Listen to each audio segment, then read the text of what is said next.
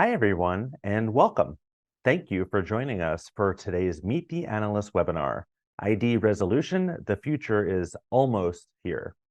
Live from our New York studio, I'm your host, Jeremy Goldman, Senior Director of Client Briefings at Insider Intelligence, and I'm joined by my colleague, Vice President of Content, Paul Verna, who's in New York. Hey, Paul, great to have you. Hey, Jeremy, thanks for having me. Yeah, we are so excited to see your presentation in a few seconds, but before we get into that, I'd like to thank TransUnion for making today's webinar possible, and welcome Ryan Engle, Vice President, Identity Solutions and Platform Integrations at TransUnion. He is joining us from Brooklyn. So hey, Ryan. Hi, Jeremy. Hi, Paul. Good to be here. Yep, thank you for joining us. And just a few things before we dive in. We've got a ton of information to share, but there's no need to take notes. We will be emailing you a link with the slides and the recording of today's presentation afterwards, but we do want you to participate, okay? So just use the chat window on the right of your screen to submit questions at any time during the presentation, and we will get to as many as we can during our live Q&A later. So with that, Paul, what do you have on tap for us today? Okay, yeah, so let's get right into the agenda for today. I'm going to start by talking about the state of readiness or lack of readiness for the full phase out of legacy identifiers. I'll talk a little bit about the cost of identity resolution and the dollars at stake in programmatic advertising. I'll dig into the importance of first-party data and get into a little bit of the nuances around it.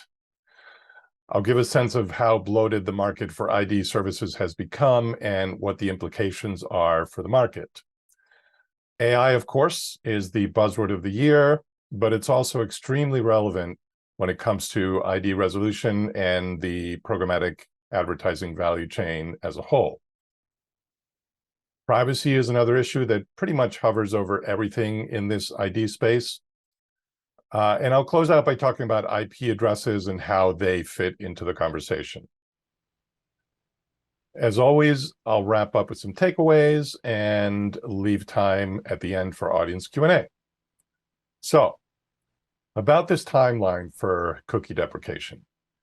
The graphic on the right shows that everything started with the EU's adoption of GDPR back in 2016, which set in motion a more privacy-centric ad marketplace in Europe and contributed to decisions by Apple, Google, and Mozilla to restrict the use of cookies and app tracking. So no need to walk through every step in this timeline, but just to fast forward to the last entry in 2022, it's about Google postponing its own deadline for Chrome cookie deprecation. It was actually the second time Google kicked the proverbial can down the road. So understandably, there is some skepticism as to whether this will actually happen by the end of 2024. But regardless of whether it's late 24, early 25, or any other point, the ID train has definitely left the station. Apple and Mozilla have already phased out cookies and mobile IDs, and Google as well along that path. So there's really no point in waiting for that final step in the deprecation process. The time to act is now, or as Hamlet says, the readiness is all. And speaking of readiness, this is a pretty stark reminder that the industry is really not quite ready for what's coming. And in fact, programmatic ad buyers and sellers are almost in a state of denial. So this data point from 33 across really brings that out. In all 10 of the verticals listed here, cookied inventory still makes up the overwhelming majority of programmatic activity. So it's at least 3/4, and in some cases close to 90%. And by the way, these numbers actually increased from the Q2 version of this study, and that's pretty much the exact reverse of what should be happening as this so-called cookie apocalypse gets closer.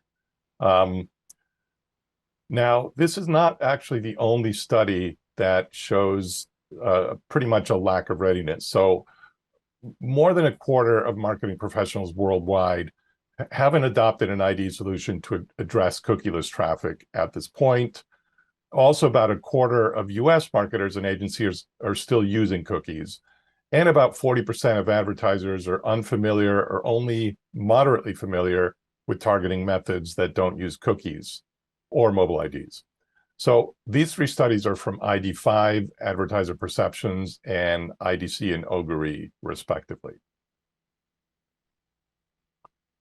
So now, shifting to US spending on identity solutions, Winterberry tracks this on an annual basis early in the year. So this is their estimate from February of this year. So that 10 plus billion figure for 2023 is a 13% year-over-year increase. And it's more than triple the amount from 5 years ago. So one way to look at this is just there's a lot of investment in this space. And that really speaks to the point we're at with everybody trying to figure this out. Now, Paul, oh, sorry, Paul, because I Yeah. was just going to quickly interrupt. It's really interesting. I don't know if you have a take on 2024, what that looks like, because there's so much fragmentation, right? And I feel like that might make it a little bit harder for people to make decisions on what to invest in. But at the same time, you see that spend keep going up. yeah, I think we're only going to see more spending in 2024 at least. I mean, this process is still very much in flux. And actually, even as identifiers are completely phased out, the process of ID resolution is not just going to stop in its tracks. It's going to continue. So I'm not going to speak for Winterberry or get ahead of their forecast, but I think we're going to see increased investments next year and even beyond. Part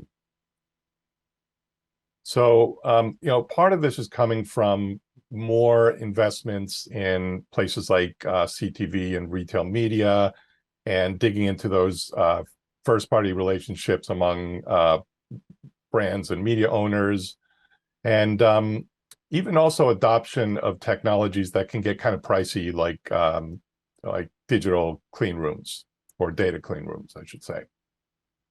All right, so I'm going to talk a little bit about our forecast for programmatic display ad spending. So this is our top line forecasting from April of this year. We are about to update this in December.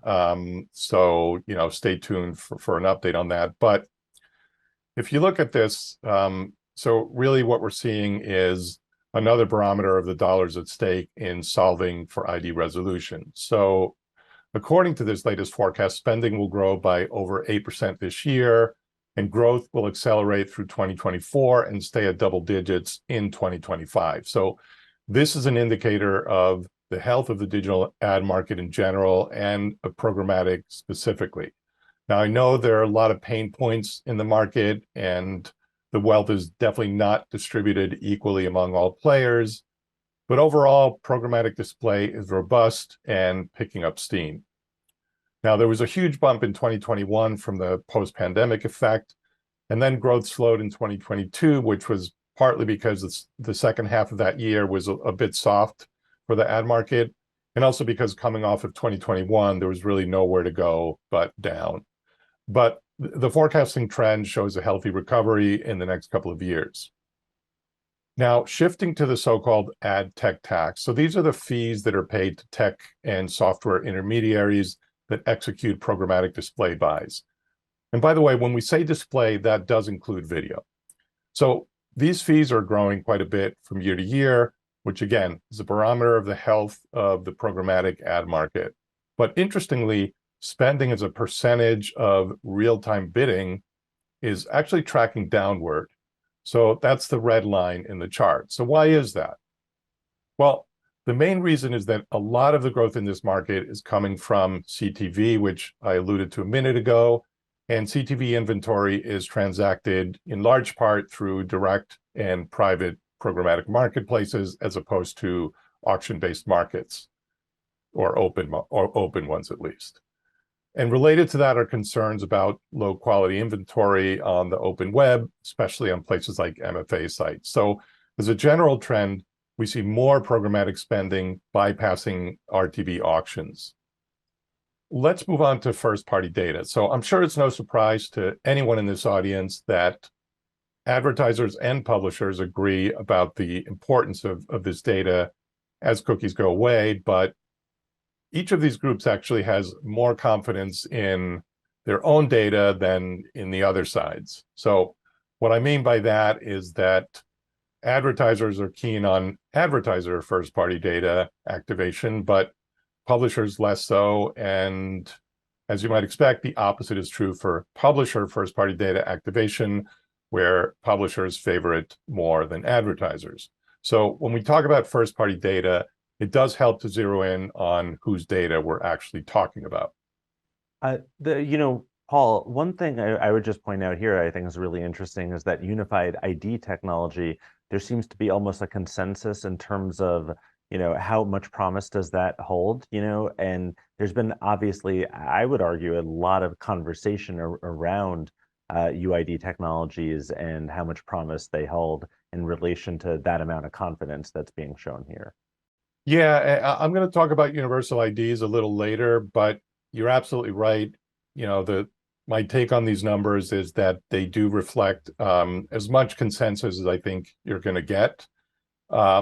But I'll also say that there are a lot of competitors in that space. There's overlap among them, and they're not really all truly universal. So while they have some of them have pretty high adoption rates, there's still a lot of noise out there, and they're not a cure-all. So that's why we see those ranges in the sort of like 20 low to mid 20%. All right, so while we're on this topic of identifiers, here is the latest version of this graphic from Prohaska Consulting. It shows how many companies offer deterministic, probabilistic, and contextual ID services on a global and on a regional basis. And I realize there's no way you can make out the logos here, so this is meant more to kind of give you an impressionistic view of what I talked about earlier in terms of identifier creep. Now, Prohaska updates this graphic periodically, and the list seems to grow every time they post a new one. And it's not just the sheer number of players, it's also the range of companies that are involved. So like in that global bubble on the left, you have big tech companies like Apple and Google, you have retailers like Amazon, social media platforms, measurement providers, device makers, media companies, financial services firms, and ad tech companies like The Trade Desk and TransUnion. So when you look at this, it's understandable that ad buyers and sellers are overwhelmed with choices. And this is also a signal that the market is ripe for consolidation through M&A activity, which has already happened, and possibly also through a shakeout of some of the smaller players. And just to kind of highlight this point about consolidation, here's what Amit Shah from Prohaska Consulting told me when I interviewed him for this report. He said, quote, "We're expecting that the long anticipated consolidation will happen inevitably. Deprecating third-party cookies will break some of these companies' models, and they will no longer be able to achieve scale," end quote. Okay, so on the publisher side, Sincera tracks deployment of some of the top identifiers on a global basis, and they noted an increase of over 40% in adoption of these IDs. They also tracked 10 IDs with better than 50% adoption rates. Now, one of the reasons for this is that publishers don't really have a way of knowing which identifier helped them with a bid or win a bid. So it's generally in their best interest to take kind of a scattershot approach and use multiple IDs. Among other things, they tend to see a lift in CPMs when they do this. So there's obviously a financial incentive. Okay, so I mentioned universal IDs, so let's dig into these a little bit more. Again, this is Sincera, and they tracked instances in which identifiers are absorbed into an outbound bid request relative to the instances in which those IDs are available in the bid stream. So the interesting thing is that UID2 is only used about 53% of the time it's available. Now, to be clear, this is not a barometer of total usage because by many accounts, UID2 is one of the most widely deployed universal IDs. So 50% usage of UID2 is likely to be higher than, say, 60% usage of Yahoo Connect, for example. So the other takeaway from this data is that UID2 and LiveRamp's RampID and Fabric ID, ID5, and some of the others listed here are definitely the ones that have gained the most traction over the past few years. So we've seen some consistency there. All right, so let's turn to AI, which I feel like we do in every report and every presentation on every topic this year. But as it relates to identity resolution, there are a couple of interesting trends here. So first, more and more industry experts are talking about using machine learning and large language models to essentially recognize customers based on things like their cadence and their word choices. And related to this is this idea of using Gen AI for ID-free targeting. So in some ways, this is a throwback to contextual, where you're really more focused on targeting groups of people based on context than trying to pinpoint individuals based on identity signals. But what Gen AI can do and is starting to do is essentially supercharge that process so that you can achieve a more refined level of targeting than through more old school contextual methods, so to speak. And Melinda Hahn-Williams, who I spoke with also for my latest report at Distillery, she is one of the leading proponents of this approach.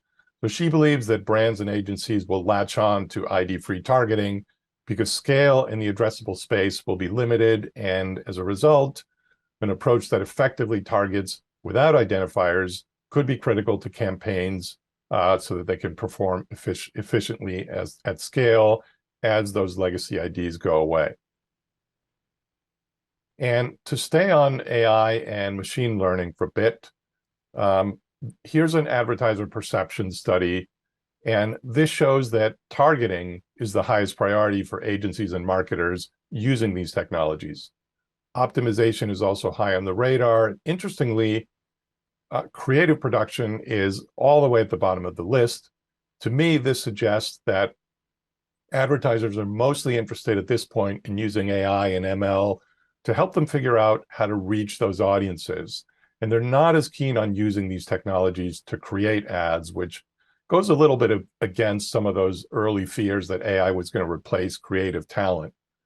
Now, there's no question that technology has already disrupted the creative process and will continue to do so. But overall, the more prevalent use cases are more about targeting audiences and optimizing campaigns, at least for now.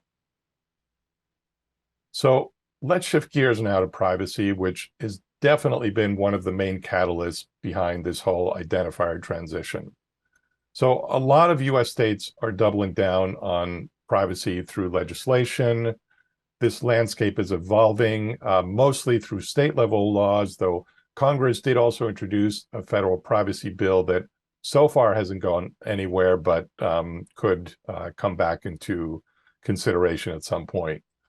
So as of today, there are 12 US states that have privacy laws in the books, and they include California and Texas, which of course are the two most populous states in the US. There are 4 others, including Pennsylvania and North Carolina, that currently have active bills in committee.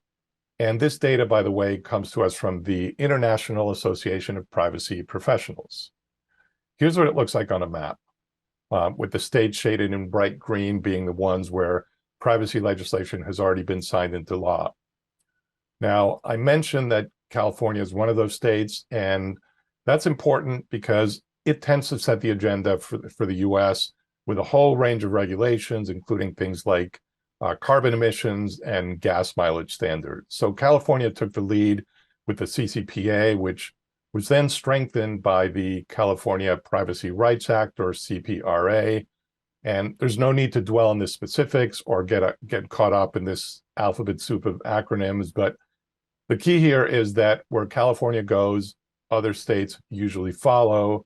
And the map also shows states where bills are in committee or have passed but not yet been signed into law. So this is a moving target. But again, going back to California, companies usually follow its lead as really the highest common denominator, especially in the absence of federal regulation. Now, here's a look at consumer sentiment around privacy. So this is a study by 451 Research that shows that in December of 2020, more than 8 in 10 of US consumers they surveyed were likely to support federal privacy regulation. And this is actually up from about 7 in 10 2 years earlier. You might also note this blue line that's sort of vanishing here. And what's interesting about it is that it really shows a rising level of awareness of privacy and specifically of sensitivity around privacy legislation. So back in 2020, almost a fifth of the surveyed population didn't really have an opinion on this topic, but 2 years later, everyone seems to have something to say one way or another. That was a very interesting one to me. I mean, were you surprised about that blue vanishing? Because a lot of the consumer data that we've covered for briefing seems to really back that up. That people just seem to have a little bit more awareness of the digital ecosystem and what's happening with their PII. Yeah, I wasn't surprised. I mean, it may be a little surprising to see it just completely disappear as opposed to sort of like trail downward. But there's no question that we've all been bombarded with so much information about privacy. I mean, you can't click on a website now without getting that pop-up about cookies. And there's just generally more of a just sensitivity about it. And I think that is, it's probably only going to increase as we continue to move along this path of cookie deprecation. Taking a more global look at this, so these findings are similar to the US.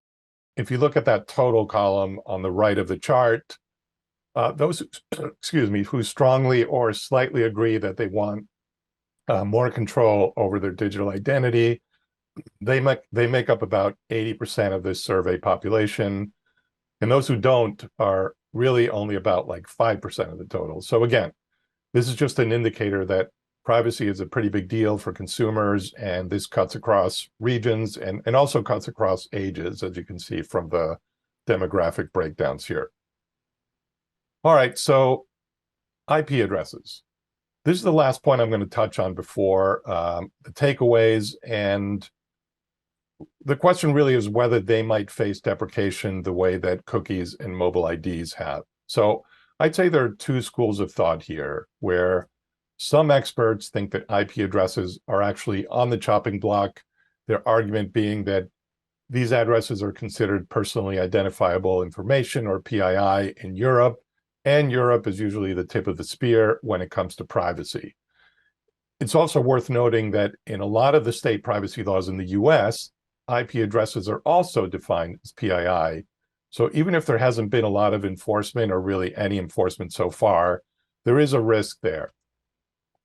On the flip side of the argument, there are experts who think that IP addresses will pretty much stay put where they are in the US. So we're just going to have to wait and see how this plays out. But one thing that is clear is that any effort to block or restrict IP addresses for ad targeting would have an outsized impact on the CTV space, which is definitely one of the fastest growing ad formats that we track. So with that, here are 5 takeaways for today. First, don't wait for Google to do whatever it's going to do or not going to do at whatever time it's going to do it or not do it. At this point, the timeline doesn't really matter. The writing has been on the wall for a long time that cookies are going away.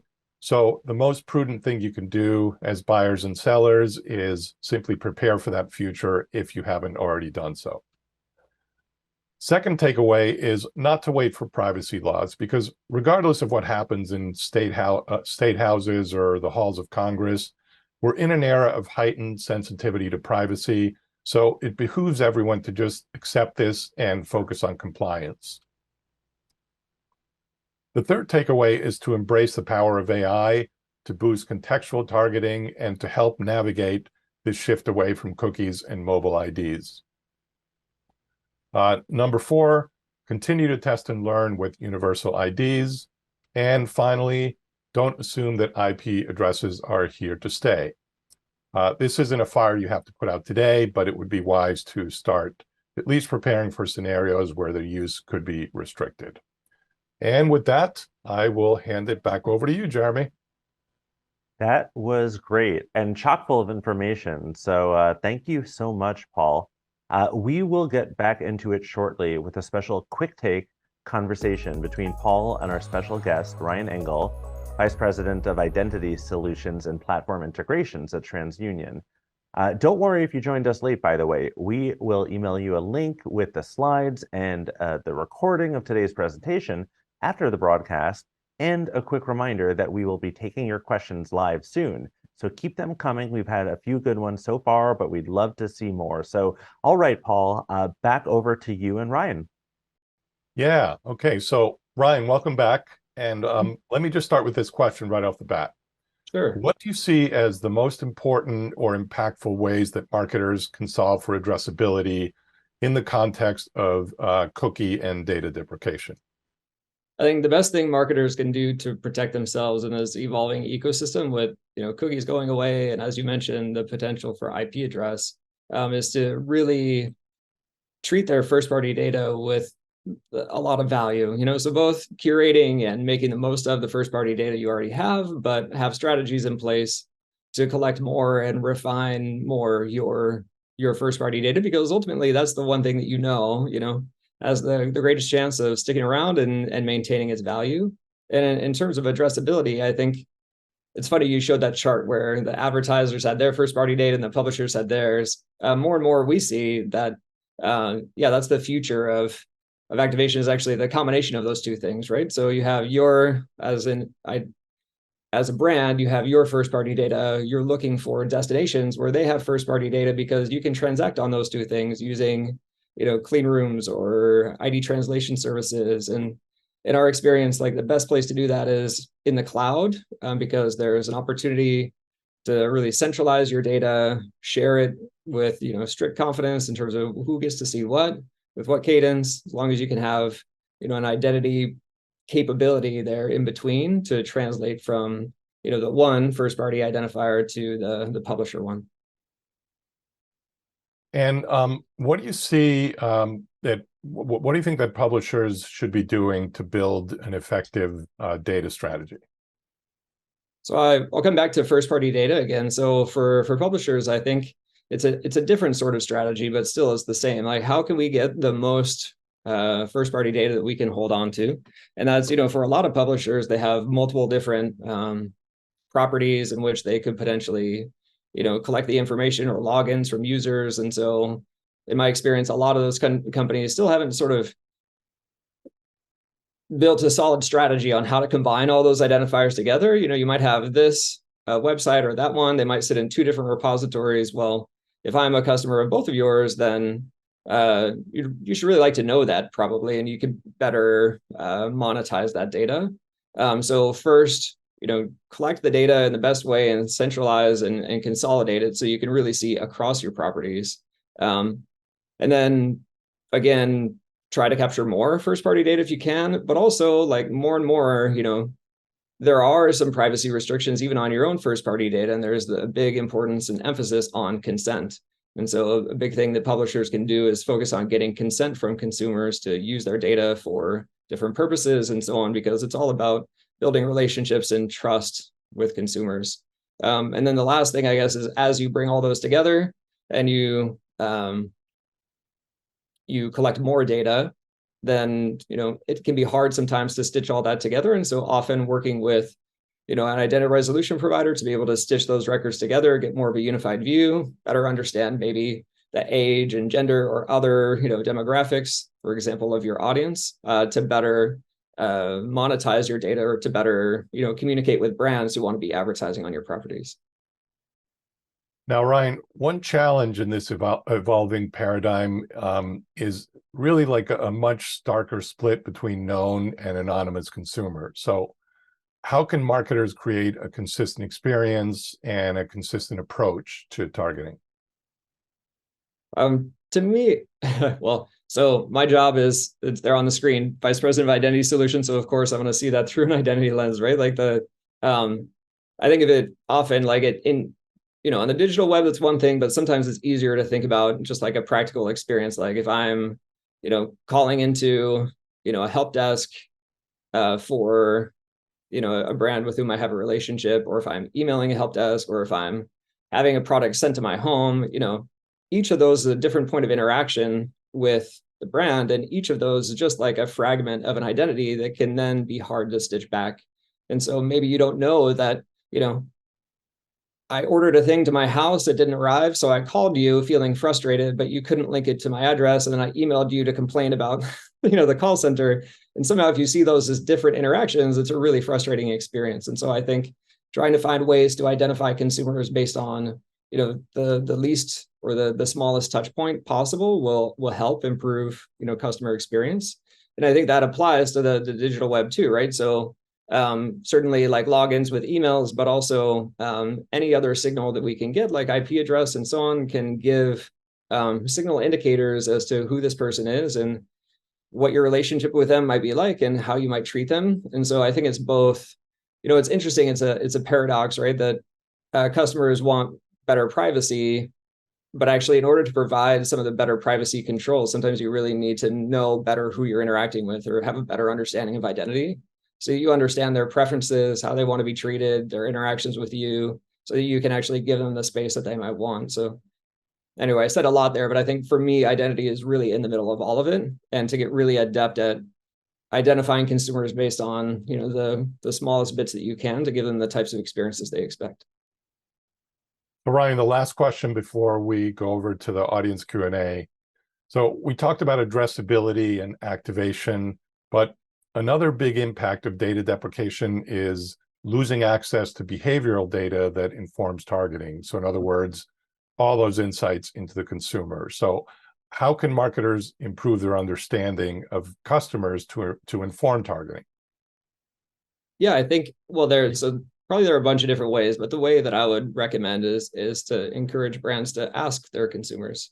I think in this world where privacy legislation is a thing, you showed so many slides as to how consumers want more respect for their privacy and so on. Like, okay, instead of snooping around in their laundry or their trash trying to figure all this out, like, why don't you just ask them, like, what do you prefer? And so you can collect that as part of your first party data. There's a whole concept we haven't really spoken about so far about zero party data, where you can ask consumers what their preferences are and things to help them better understand them and what they like and how they might want to be treated. And so that, again, in this world in which data is harder to come by, the more that you can build your own data asset, and that includes knowing the preferences of your consumers. I think that's really relevant. And the last point I would make on that is I think I kind of hit on this up front, the advertiser and a publisher, each with their first party data, can collaborate.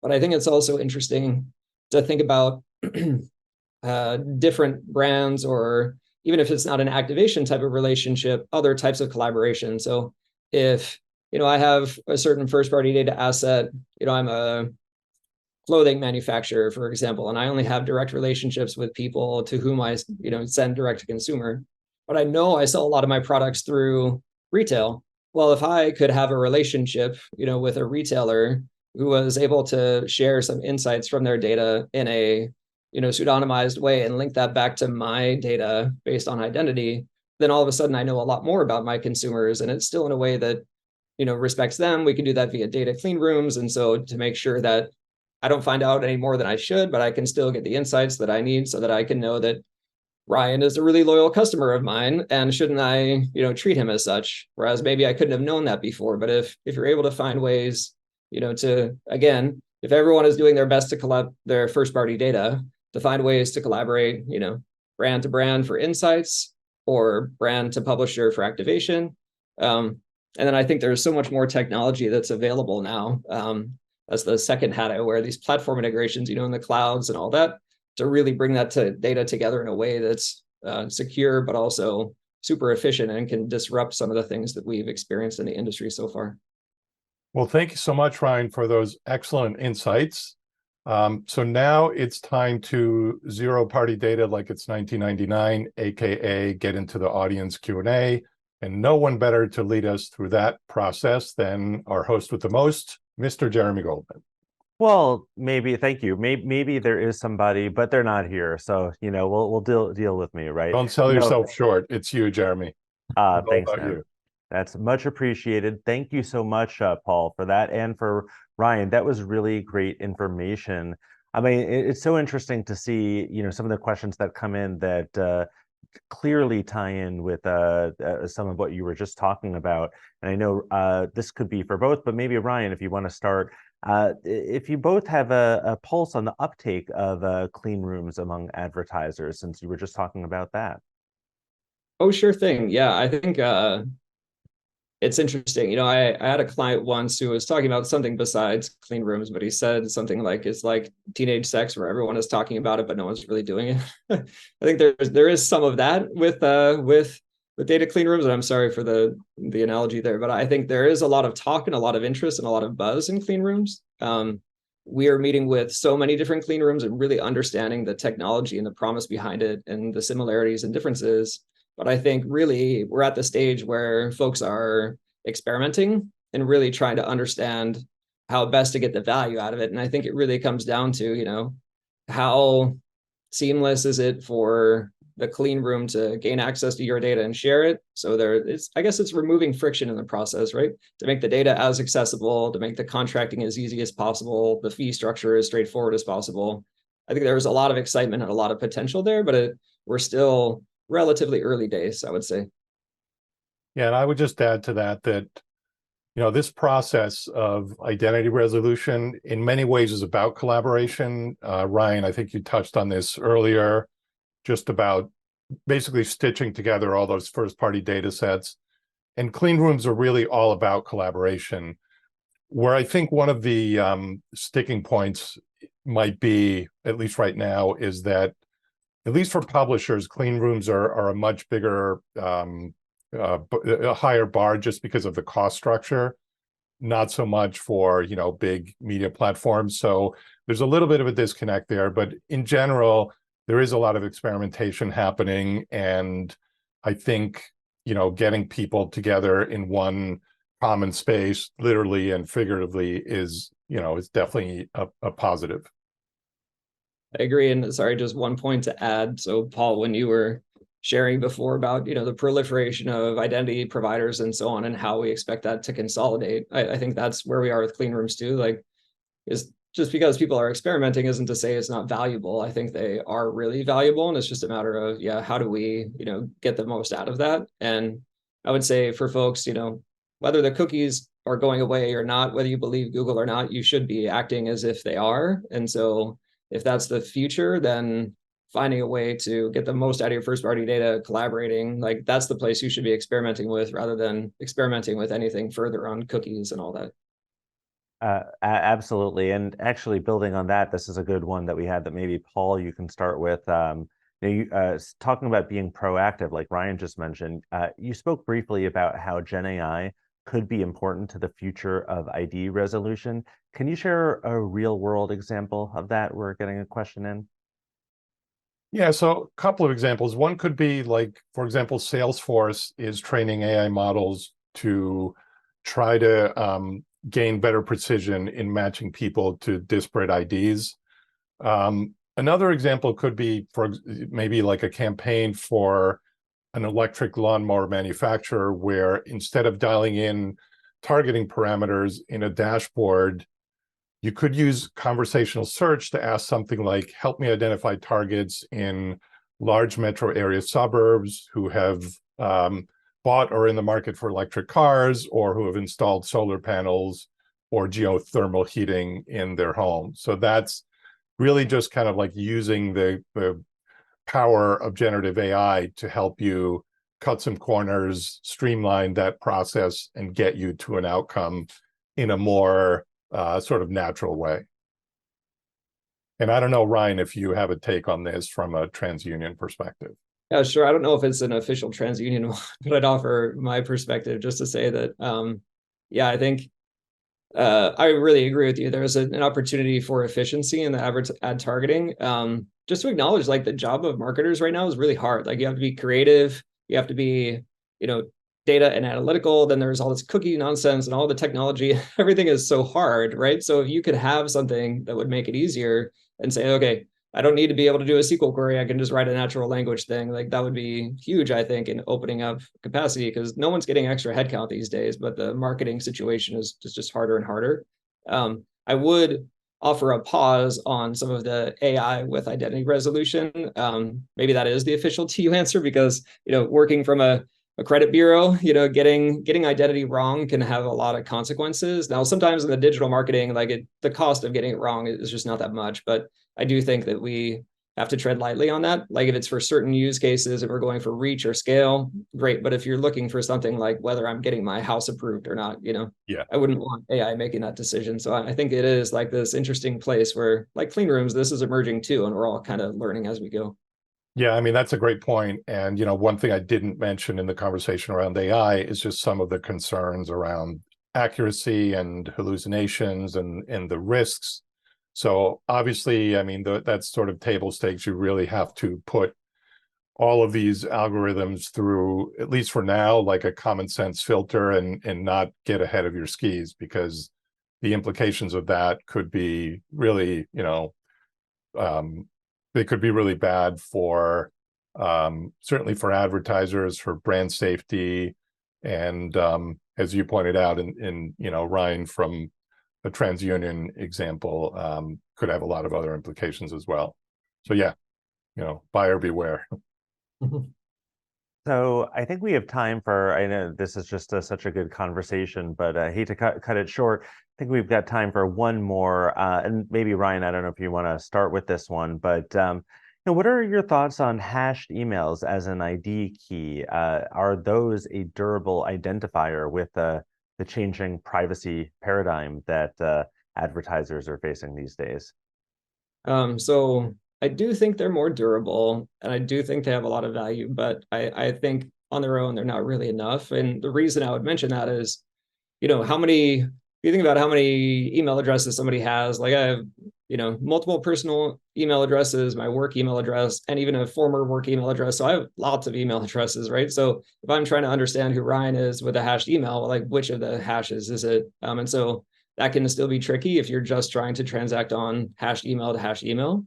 It makes it easy and it scales, but it's insufficient, I think. There are some other identifiers which are more durable. So like how many phone numbers do people have? Like one, maybe two. And so sometimes that can be, more persistent and more unique, let's say. But that's different within the ad ecosystem, obviously. So I think it's some combination of things. I think hashed email is here to stay, but for you to maximize scale and reach and opportunities to collaborate, I think looking to find a combination of solutions is probably going to be advantageous. Yeah, I would agree. I would agree with that. I mean, hashed email is deterministic, and it's better than many other signals you might use for targeting, but it does have the limitations that I think Ryan articulated very well. So yeah, it's definitely a good solution, but not a panacea. And speaking of limitations, unfortunately, that is all the time we have for today. But thanks again to Paul for joining us, and a very special thanks to Ryan and to the team at TransUnion. Our II studio crew and the eMarketer production team also deserves a huge thank you for making this webinar possible. They are fantastic. And as promised, we'll be emailing you a link to today's slides along with a full recording of the session, so keep an eye out for that.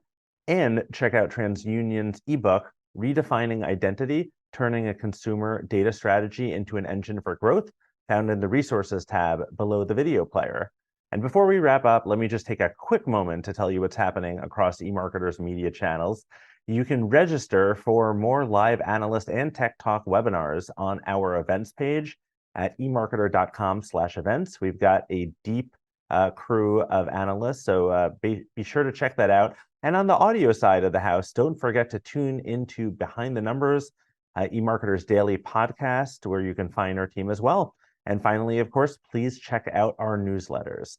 Thank you again for joining us. Enjoy the rest of your day.